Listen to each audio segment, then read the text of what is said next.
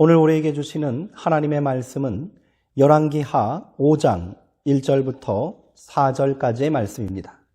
구약성경 567쪽에 있습니다. 이제 제가 하나님의 말씀을 강독하겠습니다. 이것은 하나님의 말씀입니다. 하나님의 말씀에 경청하시기 바랍니다. 아람 왕의 군대 장관 나아만은 그의 주인 앞에서 크고 존귀한 자니 이는 여호와께서 전에 그에게 아람을 구원하게 하셨습니다. 그는 큰 용사이나 나병 환자더라. 전에 아람 사람이 떼를 지어 나가서 이스라엘 땅에서 어떤 소녀 하나를 사로잡으매 그가 나아만의 아내에게 수종 들더니 그의 여주인에게 이르되 우리 주인이 사마리아에 계신 선지자 앞에 계셨으면 좋겠나이다. 그가 그 나병을 고치리이다 하는지라. 나아만이 들어가서 그의 주인께 아뢰어 이르되 이스라엘 땅에서 온 소녀의 말이 이러이러하더이다 하니 아멘. 그것만으로도 충분합니다 라는 제목으로 하나님의 말씀을 나누도록 하겠습니다. 노벨 경제학상을 수상한 미국 시카고 대학의 리처드 탈러 박사라는 사람이 있습니다. 탈러 박사는 기존의 고전 경제학으로는 설명되지 않는 인간의 행동에 대한 연구를 기초로 2017년 노벨 경제학상을 수상하게 되었습니다. 그의 이론은 행동경제학 이론이라 부릅니다. 행동경제학 이론은 탈러 박사가 공동 집필하여 2009년에 출판한 넛지라는 책에 기초한 것입니다. 탈러 박사는 인간은 완벽하게 합리적이지도 않고 허점이 많기 때문에 정책 입안자가 가볍게 개입하여 행동을 바꿔주면 상당한 경제적 효과를 가져올 수 있다고 주장합니다. 이를 넛지 이론 또는 넛지 효과라고 부릅니다. 넛지는 팔꿈치로 살짝 찌르다라는 의미의 영단어입니다. 인간의 행동을 긍정적인 방향으로 변화시키기 위해서는 지나친 간섭이나 강요보다는 부드러운 심리적 자극을 통해 행동을 변화시키는 것이 효과적이라는 이론입니다. 이러한 이론을 토대로 미국 미네소타주에서는 세금 고지서에 세금을 내지 않으면 처벌을 받습니다라는 문구 대신 미네소타 주민 90% 이상이 세금을 냈습니다. 이렇게 바꾸었더니 더 큰 납세 효과를 보았다고 합니다. 이처럼 넛지는 지나친 강압 혹은 방임이라는 극단적 방법에서 벗어나 지혜롭게 다른 사람들을 도와주는 행위이다라고도 할 수 있습니다. 이는 인간 생활 전반에 걸쳐 적용될 수 있습니다. 우리 사회의 좋은 멘토나 코치들은 모두 이 넛지를 잘 활용하는 사람들이라 할 수 있습니다. 이를 넛저라고 부릅니다. 현대는 산무의 사회, 곧 무관심, 무책임, 그리고 무감동의 사회라고 합니다. 이런 이기적인 사회에서 사랑과 관심으로 주의를 환기시키는 넛저들이 어느 때보다 필요하다 하겠습니다. 훌륭한 넛저는 많은 지식이나 능력을 필요로 하지 않습니다.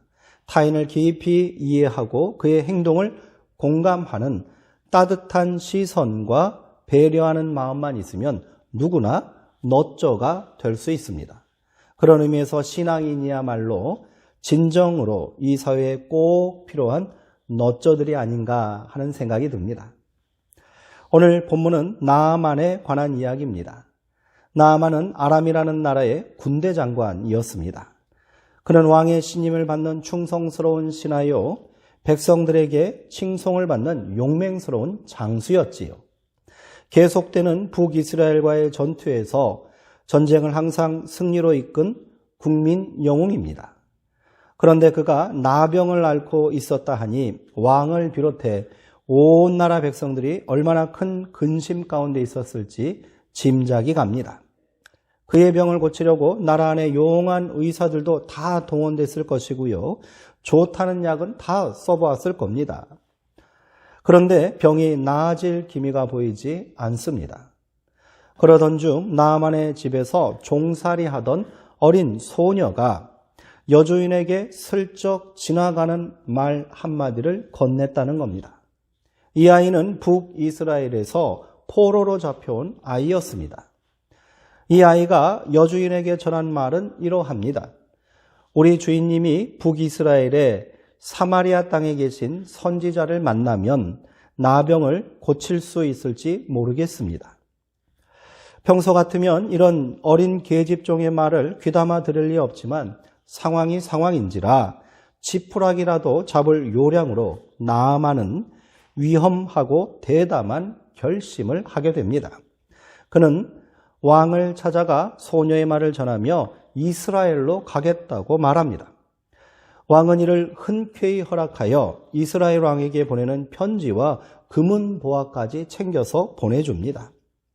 패전국의 신분이었던 이스라엘의 왕은 나아만이 전하는 편지를 읽고는 두려움에 빠질 수밖에 없지요. 내 신하 나아만을 당신에게 보내니 당신은 그의 나병을 고쳐주라 라는 아람 왕의 편지를 전쟁의 구실을 찾기 위한 겁박으로 생각했던 겁니다. 이스라엘의 왕은 옷을 찢고 내가 사람을 죽이고 살리는 하나님이냐? 그가 어찌하여 나에게 나병을 고치라 하느냐?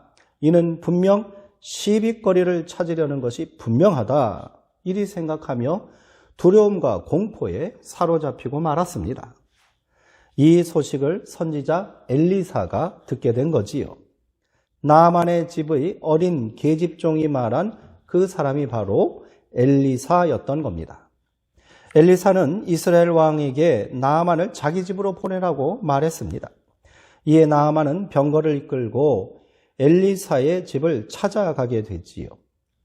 나아만이 찾아오자 엘리사는 그를 집에 들이지도 않고 문 밖에 세워두고 너는 가서 요단강에 몸을 7번 씻으라. 그리하면 내 살이 회복되어 깨끗하게 될 것이다. 이런 말을 시종에게 전해주었습니다. 나아만은 크게 분노했습니다. 한낱 패전국의 선지자 따위가 자신을 박대한다고 생각한 것이지요. 직접 나와서 자신을 영접하고 환부의 손을 얹고 치료해야 마땅한데 어찌 이리 무례하게 행동할 수 있느냐고. 아람의 다메섹에 몸을 씻을 만한 강이 없어 내가 이곳까지 온 줄 아느냐고 역정을 냈을 겁니다. 나아만은 화를 참지 못하고 발길을 돌리게 됩니다. 애초에 하찮은 계집종의 이야기를 귀담아 들은 것이 잘못이라고 생각했을 거지요. 그때 나아만을 수행했던 종들이 조심스럽게 그에게 이렇게 말했습니다. 주인님, 선지자가 주인님께 더 한 일을 하라 했더라도 그리하지 않았겠습니까? 그런데 그깟 요단강에 내려가 몸을 씻으라는 말이 뭐 그리 어려운 일입니까? 이왕 큰 결심을 하고 오신 길이니 그의 말대로 한번 해보시는 것이 어떻겠습니까? 나아만은 종들의 가볍지만 진심 어린 충고를 받아들였습니다. 그리고 발길을 요단강으로 돌려 몸을 7번 담그고 나왔지요. 그리고 놀라운 기적이 그의 몸에 나타났습니다. 그의 나병이 깨끗하게 치유된 것입니다. 진물이 나고 썩어 문드러진 피부가 마치 어린아이의 살같이 회복되었다고 합니다. 이를 통해 나아만은 온 천하의 이스라엘의 하나님 외에는 신이 없노라 이렇게 고백하게 됩니다. 하나님을 모르던 이방인이 그것도 아람의 신을 최고의 군신으로 모셔야 할 군대 장관이 하나님을 찬양한 겁니다.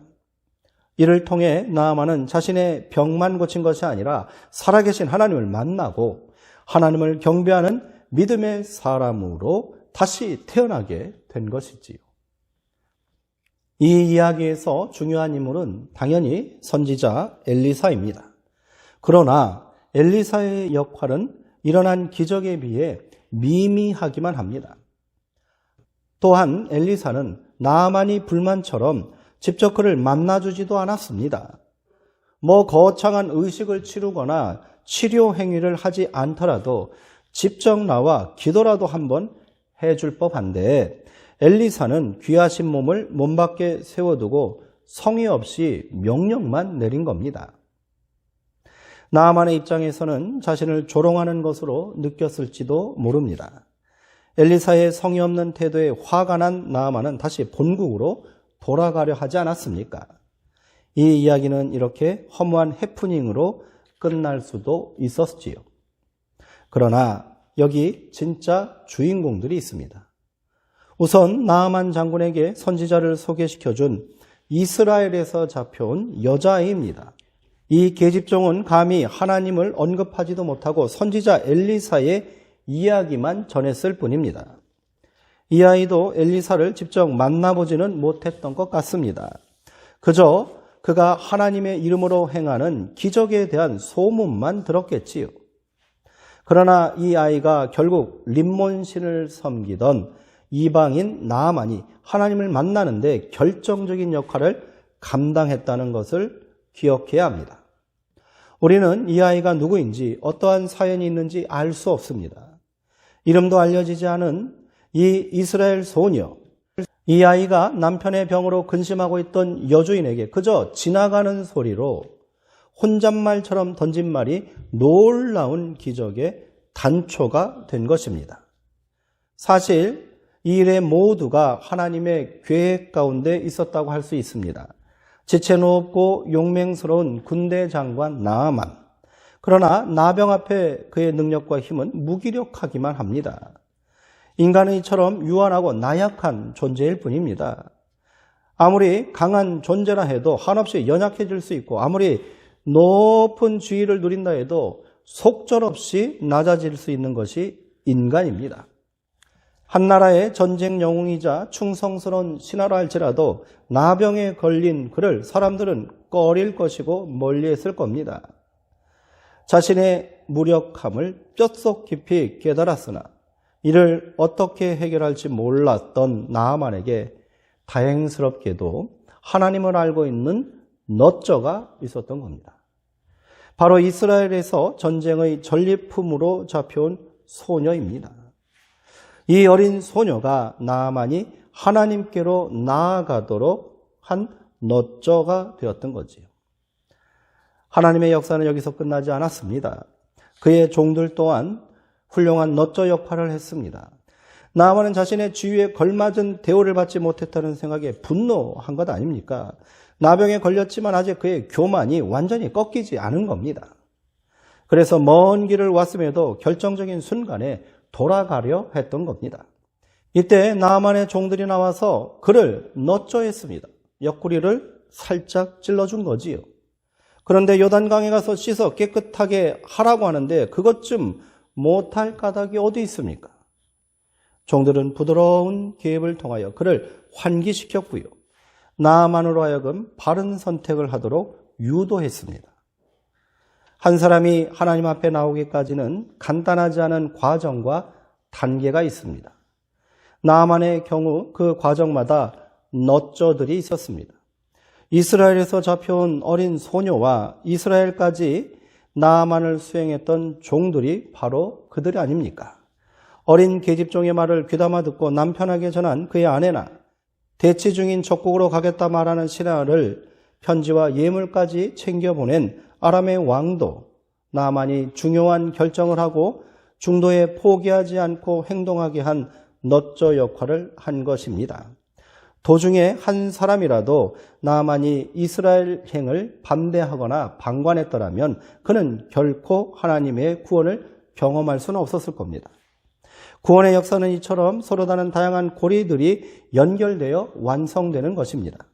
오늘 내가 이 자리에 있기까지 가까이 있는 부모나 친구, 동료의 도움으로부터 더 나아가서는 언더우드, 아펜셀러 같은 선교사들의 헌신, 더 나아가 십자가 부활을 기독교 믿음으로 완성시킨 바울에 이르기까지 그 연결고리를 거슬러 올라갈 수 있을 겁니다. 중간에 하나라도 끊어지면 우리는 하나님 앞에 나올 수 없었을 겁니다. 이 과정을 보면 너무 신비로워 하나님의 섭리요, 기적이라고 말할 수밖에 없는 겁니다. 이 신비로운 구원 역사의 고리 속에 꼭 필요한 사람들이 있었다는 사실이 놀랍기만 합니다. 나만의 경우를 보면 이들이 모두 하나님을 신실하게 믿는 사람들도 아니지 않습니까? 주목할 만한 사실은 나만이 하나님의 구원을 경험해가는 과정에서 정작 하나님을 잘 알고 있었던, 또 선지자 엘리사에 대해서 너무도 잘 알고 있었던 이스라엘 왕은 오히려 회방꾼처럼 느껴진다는 겁니다. 어찌되었던 하나님의 구원 계획은 신비롭기만 할 뿐입니다.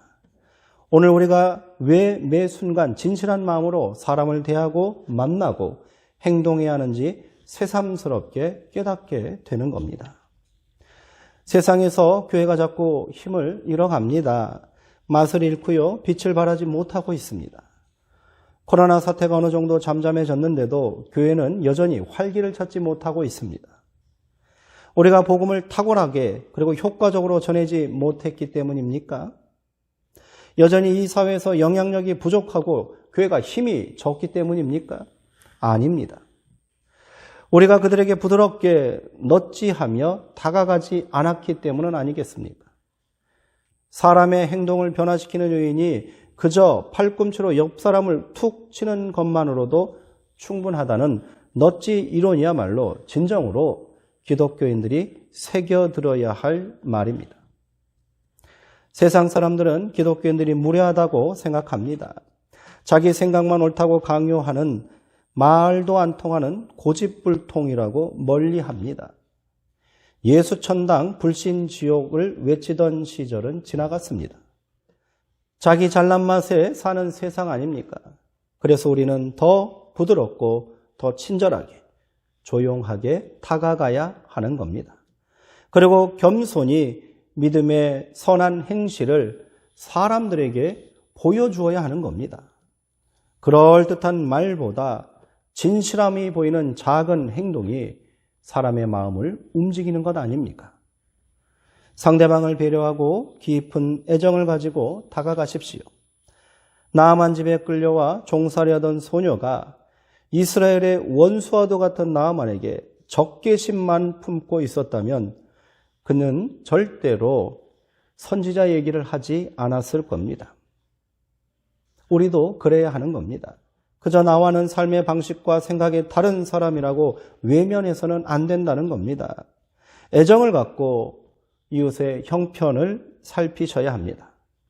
그들의 아픔과 분노와 고통을 깊이 공감해야 합니다. 그때 비로소 하나님을 만나는 기적이 일어나게 될 줄 믿습니다. 그리고 내가 하나님의 사람이라는 당당함과 자신감을 갖고 있어야 합니다. 나아만 집에서 종살이 하던 어린 소녀는 비록 자신은 비참하고 보잘것없는 존재지만 자신이 믿고 있는 하나님은 크고 위대하신 하나님임을 잊지 않은 것 아닙니까? 그래서 당돌하게 여주인에게 자신이 생각을 말할 수 있었던 겁니다. 아무리 그 사람이 커 보이고 잘나 보여도 인간은 모두나 연약한 존재일 뿐입니다. 내가 믿는 하나님은 강하고 능력 있는 하나님임을 잊지 말아야 합니다. 그래야 우리가 하나님을 전하는데 주저하거나 두려워하거나 망설이지 않는 담력이 생기는 것입니다. 마지막으로 우리는 세상의 소금과 빛이라는 사실을 기억해야 합니다. 하나님의 자녀된 우리는 이미 소금이요 빛입니다. 충분히 맛을 낼 수 있고요, 어둠을 밝힐 수 있는 존재입니다. 예수님께서는 우리 한 사람 한 사람의 착한 행실을 보고 세상 사람들이 아버지 하나님께 영광을 돌리게 하라고 명령하셨습니다. 착한 행실은 믿음의 삶 아니겠습니까? 구별된 삶입니다. 하나님의 자녀답게 사는 것입니다. 적극적이고 구체적인 삶의 명령인 겁니다. 믿음으로 행하는 우리의 작은 행동 하나, 말 하나가 그대로 세상을 변화시키는 힘이 된다는 말입니다. 이제 한 주만 지나면 행복 동행주일이 시작됩니다. 나만이 치유의 기적을 체험하고 하나님의 사람으로 거듭나기까지 많은 너쩌들이 있었음을 다시 한번 기억하시기 바랍니다. 우리도 하나님의 놀라운 구원 계획에 어떻게 쓰임받게 될지 모를 일 아닙니까? 어떤 이는 이웃을 초대하고요. 어떤 이들은 그들을 반갑게 맞이하면 됩니다. 또 어떤 이는 은혜롭게 예배드리는 모습으로, 어떤 이는 이 모든 역사를 위해 조용히 기도함으로 우리 모두가 동행의 주인공이 될 수 있다는 겁니다. 11월 행복 동행주일에 초청하기 위해 기도하고 있는 사람들에게 그리스도의 심장을 가지고 한 발자국 더 가까이 다가가십시오. 한 번 더 만나시고 한 번 더 권면하십시오. 성도님들과 동행한 그 영혼이 그날 그 시각 하나님을 만나고 온전한 치유와 해방과 생명 구원의 감격을 경험하게 될지 누가 알겠습니까? 기도하겠습니다. 생명의 하나님, 능력의 하나님, 인간은 자꾸 보잘것없습니다. 그러나 하나님은 크고 위대하신 줄 믿습니다. 하나님께서는 우리를 사용하시고 우리들의 착한 행실을 통하여 사람들을 구원의 길로 이끌길 원하십니다. 이제 하나님의 뜻에 온전히 순종하는 믿음의 결단이 우리 가운데 있게 하여 주시옵소서. 11월 행복 동행 주일을 준비하고 있습니다. 이제 일주일 앞으로 다가왔습니다. 하나님, 우리가 그리스도를 자랑하는 그 마음으로 한 번 더 다가가게 하시고 한 번 더 만나게 하시고 한 번 더 전하고 권면하게 하여 주시옵소서. 그리하여 우리가 마음에 품고 소망하고 기도하고 있는 그 심령이 우리와 함께 예배드리며 축복의 복된 동행의 자리로 나올 수 있도록 아버지 역사하여 주옵소서. 예수님의 이름으로 기도합니다. 아멘.